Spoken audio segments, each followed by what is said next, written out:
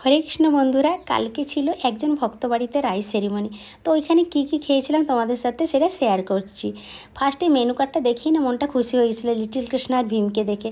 ফার্স্টে একটা সুন্দর পাতা দিয়েছিল আমাদেরকে, তারপরে ছিল পনির সাটে, যেটা খেতে দারুণ হয়েছিল। আমার মেয়ের তো দুটো চেয়ে নিয়ে খেয়েছিল, ওইটা খুব ভালোবাসে। তারপরে ছিল সাদা ভাত, ঘি, সালাড আর শুক্তো। আমি শুক্তো খুব প্রিয়, আমি শুক্তো খেতে খুব ভালোবাসি, তাই আমাকে খুব ভালো লেগেছিল। আমার মেয়ে শুক্তো ভালোবাসে না, তাই ও নিয়েছিল না। তো শুক্তোটা খেয়ে আমাকে এত ভালো লেগেছিল। সবাই ভাবে ভেজ খাবার হয়তো ভালো হয় না, কিন্তু প্রসাদ যে এত টেস্ট হয়, যারা প্রসাদ খায় তারা জানে।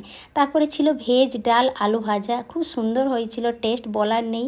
তারপরে ছিল ফুলকপি আলু কষা, চিলি পনির, সাথে ছিল চাটনি, পাঁপড় আর পরমান্ন আর রসগোল্লা। পরমান্নর কথা তো বলার কিছু নেই, ভগবানের প্রসাদ, খুব টেস্ট হয়েছিল। আর রসগোল্লাটা তো খুব সুন্দর হয়েছিল, এত নরম হয়েছিল।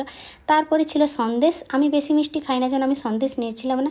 লাস্টে ছিল আইসক্রিম, যেটা খেতে খেতে আমরা বাড়ি চলে এসেছিলাম। আশা করছি ভিডিওটা ভালো